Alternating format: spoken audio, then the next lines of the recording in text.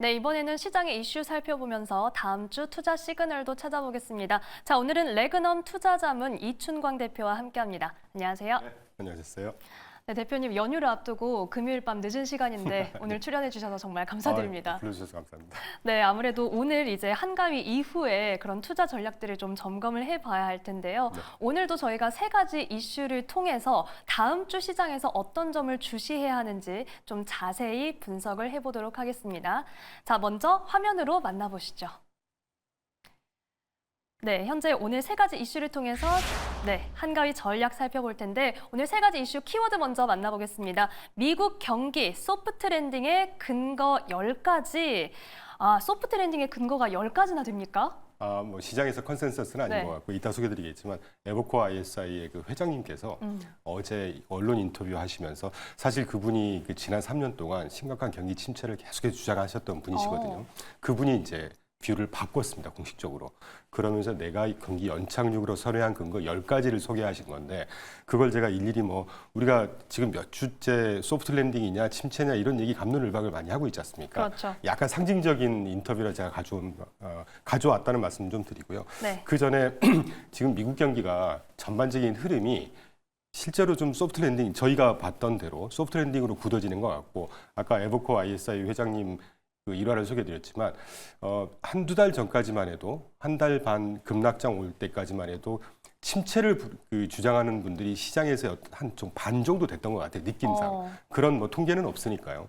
그런데 어제 그 상징적으로 아까 그 회장님이 그 말씀하시면서 보니까 느낌이 한 3분의 2 정도의 참여자들이 이제 소프트 랜딩으로 가고 있다 하는 느낌이 좀 듭니다. 실제 이제 어제 발표된 같이 연계해서 그 이번 주 발표된 중요한 물가 지표를 한번 살펴볼까요? 네. 그 8월 CPI가 발표됐는데 YOY로 헤드라인 CPI가 2.5% 상승했고 코어 CPI가 헤드라인으로 3.2 상승했고 먼스온먼스로는 헤드라인이 0.2 예상대로 나왔습니다. 그런데 코어 CPI의 월간 지표가 당초 0.2에서 0.3으로 살짝 떴어요. 근데 그때 이제 조금 심각하게 받아들였죠. 이틀 전이었던 걸로 제가 기억하는데 뭐 상품 부분이나 이런 데가 다 예상외로 안정화됐었는데 서비스 부분에 특히 주거비가 상당히 많이 떴습니다. 연초부터 0.4 계속 떴다가 0.2로 떨어지더니 이게 다시 0.5로 떴거든요. 그래서 조금 뭐 잘 아시겠지만 그제 아침에 시장 개장하자마자 좀 안 좋았다가 맞아요. 뭐 이따가 소개드리겠지만 우리 그 젠순환 뭐 형님이라고 보통 부르시는데 추석 선물을 줬다고 네, 표현하더라고요. 아주 큰 추석 선물을 주셨고 이따가 네. 살짝 언급되겠지만 그 다음 날 어제도 또 샌프란시스코 죄송합니다. 백악관에서 왜 그 참모진들하고 업계 구루들 모여서 이제 AI 관련한 국가 전략을 협의하는 과정에서 또 비슷한 말씀으로 확언을 좀 해주셨고 이러면서 시장이 이제 좀 묻어가는 개선되는 그리고 어제 다시 PPI가 또 발표됐죠.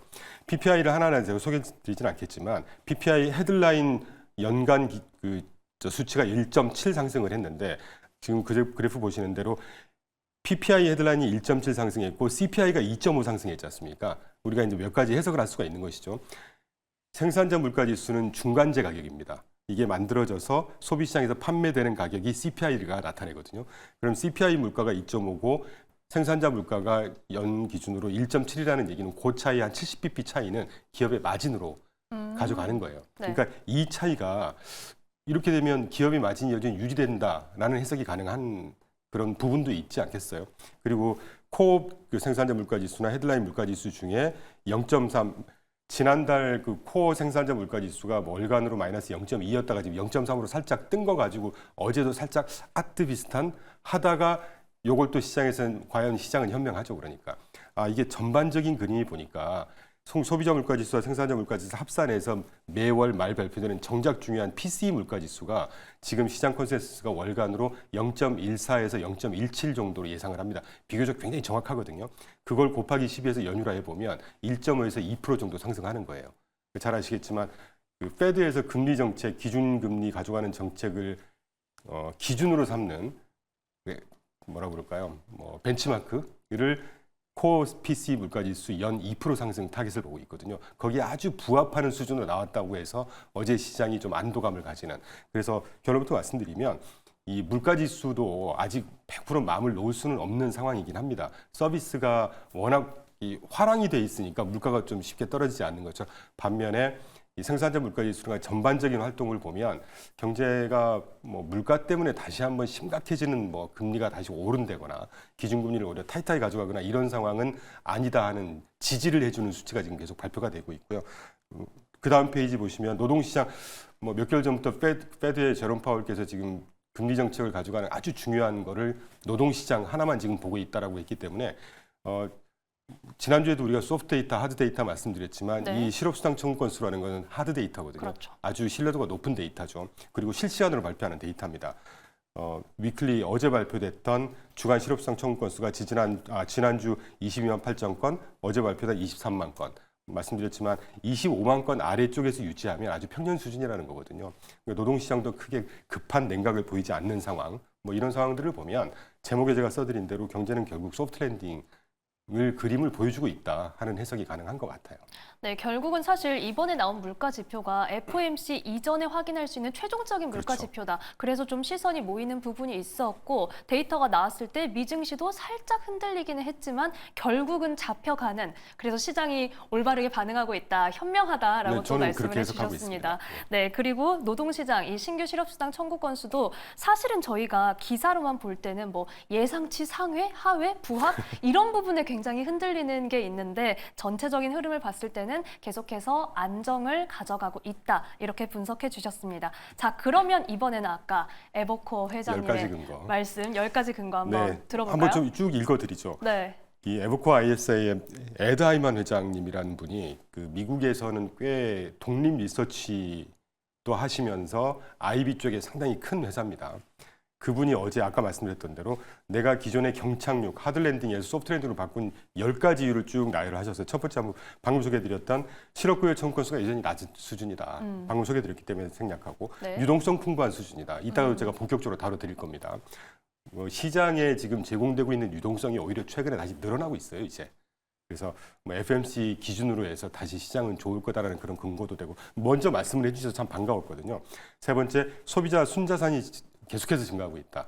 우리 비관한 예로 그동안에 부동산 가격이 계속 떴죠. 주가 계속 떴죠. 뭐 급락되는 연출 시장은 있었지만 과거 한 2, 3년 내로 보면 주가는 계속 떴고 부동산 가격도 떴기 때문에 분명히 자산 효과도 있고 그에 결국은 소비자들의 순자산이 계속 증가되는 데 기여했다. 네. 인플레이션 둔화 때문에 실질 소득 증가할 거다. 물가가 떨어지면 내가 같은 월급을 받아도 구매력이 증가하는 거잖아요. 그러니까 개인들 입장에서는 소비력이 충분히 지지가 되는 것이죠. 뭐 경관 소득 비슷한 얘기고. 그리고 가장 중요한 것 중에 하나인 기업 이익이 계속해서 증가하고. 저희가 지지난주에 2, 4분기 그 EPS 성장률 당초 8.9%, 9% 예상했는데 실제로 뚜껑 열어보니까 11% 가까이 증가할 정도로 기업 이익 성장 속도가 빨라진다는 거 아닙니까? 그것도 중요하지만 그렇게 되면 기업들이 굳이 해고를 많이 할 수 있을까? 이익이 많이 남아도니까 고용도 안정화될 거라는 것이죠. 경제라는 게 다 엮여 있기 때문에 이렇게 유추해서 해석을 해야 된다는 것이고요. 그리고 가장 중요한 다음 주면 기준금리 분명히 100% 인하할 거 아니겠습니까? 이따 논의되겠지만 뭐 그거 아주 훈풍의 요소 중에 하나다. 뭐 글로벌 단기금리 하락 이게 뭐 또 얼마나 큰 의미가 있을지 모르겠지만 그런 언급을 하셨고 견고한 주택시장 또 가장 중요한 AI 인프라 투자가 지속하고 있다. 이것도 이따가 제가 언급드리겠습니다. 이런 몇 가지를 보면 뭐 과연 저보다 저 같은 사람보다도 훨씬 더 많은 정보 뭐 많은 네. 연구를 하신 분 아니겠어요? 월갈 거물이시니. 네네. 그러니까 제가 딱 보고 제가 주마다 하나씩 소개해드린 그 말씀을 종합적으로 해주신 것 같아서 되게 반가웠습니다. 이 정도면 미국 경제가 아직도 하드랜딩을 굳이 걱정을 해야 될까 하는 생각은 좀 들죠. 그런 생각이 듭니다. 이렇게 금요일에 이충광 대표님과 얘기를 할 때마다 시장에서 한 주 동안 경기 침체, 시장 더 나빠지는 거 아니야? 라고 걱정했던 마음을 다시 한번 좀 공부하면서 다잡는 예. 그런 시간이다라는 생각도 드는데요. 이 10가지 근거들을 확인해 봤고 이 중에서 자세한 내용들 몇 가지 더 다음 이슈에서 짚어보도록 하겠습니다. 자, 그러면 이번에는 베스트 2, 두 번째 이슈로 꼽아주신 키워드 만나보시죠. 네, 2위 이슈는요. AI 산업 성장 불확실성 절대 아니다. 앞서 사실 10가지 근거에도 있었습니다. AI 산업은 계속해서 성장세를 가져갈 것이다. 그리고 사실 최근 이에 대한 기대감을 확인할 수 있는 어닝이 하나 있었죠. 오라클 네. 역시 봐야 합니까? 네, 당연하죠. 그 오라클 주가가 10일 날로 기억합니다. 12일이네요. 실적 발표. 10일입니다. 네. 죄송합니다. 10일 발표하면서 그날 11.44% 올랐거든요. 아주 뭐 과연 합당한 상승률이었다라고 생각하고 있고 말씀 나온 김에 계속 연결해서 보시면 오라클뿐만이 아니고 우리가 AI 하면 이제 엔비디아를 빼놓을 수가 없잖아요. 여러분 엔비디아가 지난 7월 16일 이후로 급락할 때 많이 빠졌다 올랐다 빠졌다 올랐다 하고 있습니다. 그 7월 16일 이후 어제까지 마이너스 5% 정도, 한 5에서 6% 정도 빠진 상황이고요. 참고로 오라클은 그래프에 보신 대로 13% 올랐습니다. 네. 실적 발표 당일날 11% 오른 거 덕분이겠죠. 에도 불구하고 엔비디아가 YTD로 지금 141% 올랐습니다. 오라클은 53% 올랐고요. 그때도 말씀드렸지만 이 정도 상승률 말고도 더 해야 우리가 엔비디아가 AI 여전히 리더십을 가져갈까 안 가져갈까 의구심을 가질 필요가 있을까요? 워낙 눈높이가 사실 높아져 있기는 그렇죠. 했는데 근데 그래도 이렇게 그 140%면요. 경기적인 상승률인 거예요. 그렇죠. 그래서 그 말씀을 또 하나 드리고 싶고 연결해서 오라클 발표 굳이 제가 몇 개 뭐 매출이 몇 프로 떴는데 클라우드 서비스가 20% 이상 떴고 인프라스트럭처 에서 서비스 부분, AI 부분, 인프라 투자 부분이 45% 떴고 이런 말씀 굳이 제가 드리지 않겠고요. 중요한 두 가지만 그 클라우드 데이터 센터를 지금 오라클이 전 세계에서 162개 정도를 운영하고 있다고 합니다. 네. 중요한 건 회장님이 그 실적 발표하시면서 향후에 1000에서 2,000개 정도의 그 데이터 센터를 그러니까 증설을 해서 그 정도 가져가는 게 우리 장기 목표다라고 얘기를 하고 있고 실제로 그게 가능할 거다라고 예상을 했어요. 그러면 AI 관련한 하드웨어를 지지해주는 부분이 데이터 센터라고 그때 말씀드렸던 것처럼 향후에 1000에서 지금 162개를 가져가는 것도 어마어마한 실적의 기반인데 향후에 1000에서 2000개 정도를 운영할 것으로 예상이 된다라고 하는 거는 얼마나 많은 투자가 앞으로 이루어질 건지 또는 시장에 수요가 있을 것인지를 반증한다고 할 수가 있고 그 인프라스트럭처 에서 서비스 IaaS라고 부르거든요. 데이터 센터 이제 AI 관련한 인프라 투자 부분을 얘기하는 부분, 상품 부분인데 그게 연간 성장률이 45%입니다, 지금. 그리고 이게 분기 성장률 42%를 초과할 정도로 연간 성장률이 빠르다는 얘기예요. 그러니까 이따가 다시 한번 종합적으로 안내를 해드리겠지만 AI 관련한 투자는 이제 시작이라고 저는 보고 있어요. 사실 아까 제목이 지금 그 베스트 제목을 작가님께서 AI 산업 성장 불확실성 절대 아니더라고 말씀이 제가 재밌었는데 네. 저는 그냥 성장 지속 정도 마일드하게 가져가려고 했는데 정말 표현을 잘해주신 것 같아요. 이 AI가 끝났고 AI 수익성이 이제 꺾이고 절대 그렇지 않습니다. 이제 시작이에요. 오히려 이제 네. 시작이다. 네, 이렇게 오라클 실적을 통한 데이터도 저희가 화면으로 함께 확인을 해봤고 엔비디아와 오라클의 1년 동안의 주가 성장성도 함께 확인을 했습니다. 사실 또 이렇게 실적이 잘 나오고 나서 그에 좀 합당하게 주가가 반응해 주는 걸 오랜만에 보는 것 같다라는 생각도. 엔비디아는 매번 1사분기 그때 경이로운 실적 발표했는데 그때도 말씀 4점 몇 프로 빠졌고 그렇죠. 이번에도 좀 빠졌고 근데 그 이후에 계속해서 그 이상 올라왔고 앞으로도 그런 시장 연출될 겁니다. 맞습니다. 어찌 보면 아까 짚어주신 YTD를 보면은 그래도 잘 올라오고 있다라는 걸 다시 한번 확인을 할 수가 있었는데요. 또 이 엔비디아와 오라클 CEO들의 발언이 있었잖아요. 그게 굉장히 중요한 사인이고요. 뭐 좀 지루하시겠지만 한번 직접 보시면서 제가 쭉 읽어보죠. 요약을 해보겠습니다. 그 오라클의 CEO 레리 앨리슨이라고도 얘기를 합니다. 10일 날 실적 발표하면서 네. AI 그러니까 이제 기자들이 이런 질문을 했겠죠. AI 수익화가 언제부터 될 거냐? 뭐라고 하셨냐면 나 그 질문 정말 당황스럽다. 그러니까 조금 속된 표현을 드리면 어떻게 그렇게 무식한 질문을 하니 이런 내용이거든요. 네. 우리가 지금 팔고 있는 것 자체가 AI다. 헷갈리지 마라 이런 말씀하셨고 AI 투자가 지속될까? 아주 중요한 말씀을 해주셨어요. 프론티어 모델이라고 하면 이제 신기술, 선진기술 초입에 들어가는 그런 상품의 모델들을 얘기하거든요. AI가 이제 시작하고 있는데 그 기본적인 인프라 모델을 까는 상품을 위한 그 기본적인 구축해야 되는 진입 가격 자체가 1,000억 불 정도 규모가 되는데 그게 향후에 보통 4에서 5년 정도 기간이 소요가 된다. 그러면 앵커님 그때도 우리가 언급됐었지만 그 챗GPT가 처음 이 세상에 등장을 한 게 2003년, 2023년이었잖아요. 네. 보수적으로 4년만 필요하다고 해도 2027년까지입니다. 그러니까 AI의 초기 그 투자는 지금 아직 진행 중이라는 거고 초기 투자 기간도 아직 다 채우지 못할 정도로 이제 시작이라는 말씀을 제가 그래서 드렸던 것이고 그리고 둔화는 없을 거다. 투자 규모는 지속적으로 증가할 거고 기업뿐만이 아니라 국가 차원에서 향후 5에서 10년 동안 지속될 싸움이라고 표현을 하셨어요. 경쟁보다는 더 심한 싸움, 그러니까 그만큼 절체절명의 아주 중요한 핵심 분야라는 것이죠. 그런 말씀하셨고 이제 그 다음 구원 등판을 또 합니다. 9월 11일 날 샌프란시스코에서 골만삭스의 투자 컨퍼런스에서 이제 전순왕 형님께서 확실한 쐐기를 박아주셨죠. 네. AI 수요가 너무 많다. 그런데 고객들이 자기들한테 먼저 안 준다고 화를 낼 정도다. 이 정도면 얘기 끝난 것이죠. 그렇지 않겠습니까? 전순환 같은 분이 이런 데 나와서 과장하거나 거짓으로 정보를 주거나 이럴 리는 없을 거란 말이죠. 그리고 또 하나 그 엔비디아 반도체를 구입하는데 고객들이 이제 환산을 해보셨나 봐요. 일부를 지불을 하는 때 그 투자에서부터 매출로 얻을 수 있는 이익이 5불이더라. 그러니까 이제까지 굉장히 많은 투자를 하고 했지만 그걸로 새롭게 벌어들이는 게 그거보다 5배를 벌어들일 수 있을 정도로 AI가 이 생산성이라든가 이 산업 친화적인 분야 모델이다. 이런 말씀을 좀 임플리케이션을 좀 주셨던 것 같고 AI 기술 발전 저는 개인적으로 AI 기술 발전 그 코멘트가 상당히 흥미로웠습니다. 지금 현재는 가속 컴퓨팅 범용화 초기 단계다. 분명히 강조하셨습니다. 초기 단계인데 지금 현재는 데이터 처리 속도를 개선하는 데 집중돼 있고 AI가 어떤 문제를 해결하는데 모델을 학습을 한 다음에 이제 그 해결할 수 있는 단계로 넘어가는 거잖아요. 그런데 전순환이 한마디 더 했습니다. 중요한 건 향후에 AI가 이 모델을 사용하는 단계까지 우린 준비하고 있다라고 얘기하셨어요. 그러니까 진짜 이거는 진짜 AI라는 얘기겠죠. 그런 것까지도 지금 미리 준비를 하고 있다. 그리고 제가 써드리진 않았지만 저희 사실 그 혁신 상품 중에 이 반도체 투자에 써먹었던 스토리 중에 하나인데요. 네. 앵커님 그 장기가 경우의 수가 있다고 합니다. 체스가. 장기를 둘 때, 네. 네, 죄송합니다. 체스 장기. 체스를 둘 때. 체스가 10에 123승의 경우의 수가 있다고 해요. 어마어마하게 많죠. 네. 바둑이 10에 300승의 경우의 수가 있다고 하거든요. 반도체 설계는 10에 9만 승의 경우의 수가 있다고 합니다.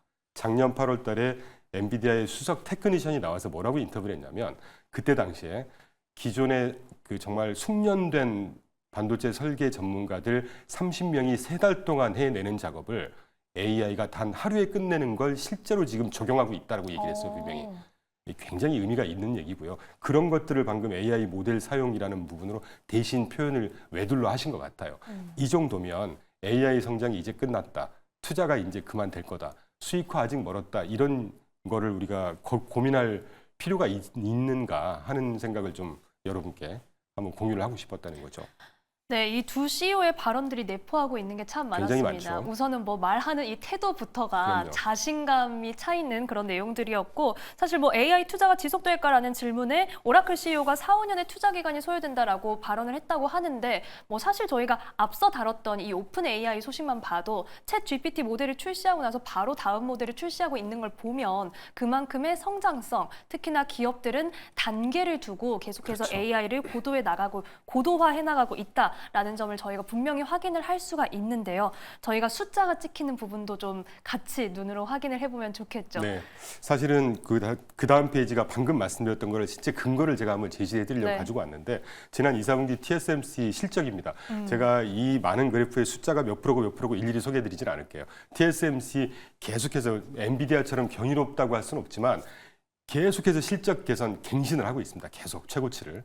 뭐 TSMC 그렇고 그러면 TSMC의 반도체 생산을 위탁하는 회사가 엔비디아고 근데 그 위탁을 받은 TSMC가 최고 실적을 계속해서 갈아치우고 있다는 얘기는 엔비디아도 비슷할 거고 그 아레나에 있는 오라클을 포함한 이런 회사들도 비슷하게 성장을 하고 있다는 얘기지 아니겠습니까? 그리고 또 엔비디아의 AI와 직접적인 관련된 데이터 센터 지난 2, 4분기 실적 발표거든요. 사업 진출 2020년 1월 이후에 사업 진출이 한 지가 지금 그 데이터 센터 분야의 사업 진출한 지가 한 3년 반 됐습니다. 3년 반 동안 성장세가 2,600%고요. CAGR, 그 복리 성장 감안한 매년 110% 가까이 성장하고 있어요. 이거는 어디에서도 찾아볼 수 없는 성장률이에요. 그러니까 AI에 관한 투자 내지는 성장 자체가 계속 실제로 발현이 되고 있다는 거고 그거보다 조금 더 일찍 6월 달에 구글이 발표했던 실적 발표 중에 클라우드 부분의 실적을 파란색 매출, 주황색이 영업이익이거든요. 네. 지난 1, 3기 기점으로 마이너스에 머물렀던 클라우드 부분의 영업이익이 플러스로 돌아섭니다. 그러니까 지금 1년 반, 2년 가까운 시간 동안 KPX 초기 투자를 했었다면 이제 실제 이익이 발현되기 시작했다는 것이죠. 이런 것들만 보더라도 뭐 거듭되는 말씀이지만 AI의 어떤 투자 또는 성장, 어떤 수익화 이런 것들이 이제 점점 머티리얼라이즈 실현이 되고 있다 하는 말씀을 드릴 수가 있겠습니다. 네, 우선 방금 보신 이 화면에서 엔비디아와 구글 클라우드의 실적이 가파르게 성장하는 거는 차트로 직접 눈으로 확인을 하셨을 거고 2분기 TSMC의 실적은 8월 기준 전년 대비 33% 성장했다라는 내용이었습니다. 자, 그러면 이번에는 저희 1위 이슈 키워드로 먼저 만나볼게요. 1위 이슈 열어보시죠. 네, 오늘의 1위 이슈는요. 9월 FOMC B컷이냐 스몰컷이냐인데 이 금리 인하 폭도 중요하고 인하 속도도 중요하겠죠? 아까도 앞선 시간에서도 계속 워낙 이 이슈가 아주 시장을 다 지배하는 이슈고 다음 네. 주까지는 다 지배를 할 겁니다. 근데 핵심은 조금 먼저 소개해 드려야 되는 내용인 것 같은데 그 핵심은 25냐 50bp냐 이게 중요한 게 아니고 더 중요한 게 저희는 있습니까? 연초부터 그냥 25bp 확정적으로 할 것 같다는 생각을 했고 지금도 네. 가능성은 좀 낮긴 하지만 50bp보다는 25bp 인하할 것 같아요. 왜냐하면 경제 그 수치 자체도 좀 사운드하게 가고 있고 하니까. 네. 그런데 중요한 건 어제 닉 티밀하우스라고 그 월스트리트저널의 비공식 대변인이라고 하잖아요, 패드에. 그러니까 보니까 지금 블랙아웃 기간이지 않습니까? FOMC 하기 전에 10일 전인가부터는 위원들한테 절대 발언을 하지 마. 네. 그러니까 이제 시장의 충격을 좀 완화시켜주기 위해서 살살 이렇게 정보를 흘려주는 역할을 닉 티밀하우스가 실제로 하는 것 같아요. 실제로 이렇게 과거의 경험을 보면. 근데 어제 클로즈 콜이라는 표현을 써가면서 지금 위원들 사이에서도 50bp냐 25bp냐에 대해서 아주 박빙의 논쟁이 있다는 걸 살짝 흘렸거든요. 그거 보면서 아유 이거 25bp 가능성이 많이 낮아졌는데 오히려 50bp 인하할 가능성도 굉장히 높아졌던 것 같은데 중요한 건 25든 50이든 미디어 인터뷰를 할 겁니다. 이제 성명서를 발표할 것이고 그때 제롬 파월이 어떤 코멘트를 내놓는지가 굉장히 중요할 것 같아요. 코멘트. 네. 자, 25bp는 확정적이기 때문에 네. 약간 예상 외에 50bp를 인하한다고 치죠. 50bp 인하를 하면서 경제가 이게 이제 소위 말씀드리면 인슈런스 컷에 대한 내용을 얘기를 하는지 아니면 리세션 컷에 대한 얘기를 얘기하는지 노동시장이 생각보다 굉장히 안 좋아졌고 경기가 많이 더 안 좋아질 것 같아서 미리 내리는 거야. 이러면 시장은 좀 부정적으로 반영할 거예요. 네. 그런데 인슈런스 컷 다시 말하면 노동시장도 이 정도면 괜찮고 물가도 안정돼 있어. 그런데 앞으로 더 굳이 안 좋아질 걸 미연에 방지하는 차원, 물가가 안정돼 있으니까 굳이 고금리 가져갈 필요 없을 것 같아. 이런 식의 뉘앙스라면 시장은 폭등까지는 모르겠지만 아주 견조하게 상승을 할 거다. 이제 그렇게 좀 보면 될 것 같고요. 제가 사실 이 제목을 통해 제가 말씀드리고 싶었던 것은 기준금리가 확정적으로 이제 인하할 거 아니겠습니까? 네. 아까 앵커님 말씀해 주신 대로 폭이나 속도가 중요하다고 하셨는데 보통 이렇게 지난 30개월 동안 고금리를 장장 유지를 했어요. 지난주에도 소개됐던 것 같은데 패드가 이제 금리 인하 사이클을 시작을 하면 바로 그냥 이렇게 한 두세 차례 연속해서 인하를 시킵니다. 그러니까 그 결론부터 먼저 좀 간단히 말씀을 드리면 금리 인하한다고 하는 것이 시장의 유동성을 제공해주는 역할도 하겠지만 우리가 아주 그 타성에 젖어서 그냥 유동성을 제공해준다 이렇게만 생각을 하는데 금리를 인하한다고 하는 것은 그 경제 전 분야에 굉장히 그 훈풍 역할을 실제로 많이 할 정도로 이를테면 재정 지출이 계속 확대가 된다든가 또는 GFCF 이따 소개해드리겠지만 총 고정자본 형성을 더 증가를 시켜준다든가 하는 방식으로 경제에 아주 수혈을 해준다고 할까요? 그래서 여러 방면에 경제에 아주 그 긍정적인 영향을 미칩니다. 그 비근한 예로 지금 그래프 계속 띄워드렸는데 우리가 지난 30개월 동안 패드가 고금리를 계속 유지했으니까 패드는 계속 긴축을 하고 있었고 긴축을 했으니까 시중의 유동성은 계속 말라 있을 거야 이런 느낌을 가지고 있잖아요. 그랬죠. 좌측 그래프를 보시면 제일 위에 짙은 주황색이 패드의 대차대조표입니다. 대차대조표가 빠지고 있다는 얘기는 시중의 유동성을 빨아들이고 있다는 얘기예요. 과연 맞아요. 그런데 이 미국 정부가 시중의 유동성을 제공하는 창구가 여러 가지가 있어요. 채권 발행을 하면 그 채권에 투자하는 돈을 어디로 들어가죠? 재무부의 계정으로 들어옵니다. TGA라고 해요. 그걸 보고. TGA가 최근에 그 죄송합니다. 옅은 약간 노란색이네요. 죄송합니다. 노란색이 쭉 올라갔다가 쑥 유지되고 있는 거는 이 TGA가 빠져야 시중의 유동성이 늘어나는 것이거든요. 그렇다는 거고 또 하나 RRP라고 해서 연준하고 시중 은행들이 따로 형성한 시장이 있습니다. 그래서 영래포 금리 시장이라고 하는 영래포 시장이라고 하는데 영래포 시장의 잔고를 보여드리는 게 파란색이고요. 이 영래포 시장 잔고 파란색이 줄어들고 있다는 얘기는 시중의 유동성을 증가시켜주고 있다는 얘기거든요. 조금 복잡하게 여러 가지 소개를 드렸는데 이 연준의 대차대표 줄어들면서 긴축 정책을 함에도 불구하고 TGA라든가 RRP라든가 영래포 시장이라든가 이런 데서 계속해서 그 유동성을 증가시켜주면서 경제에 기본적으로 필요한 유동성을 계속해서 지원을 해주고 있다. 그리고 자료는 써드리진 않았지만 최근에 M2 광의의 통화와 M1 협의의 통화를 보면 오히려 증가를 하고 있습니다.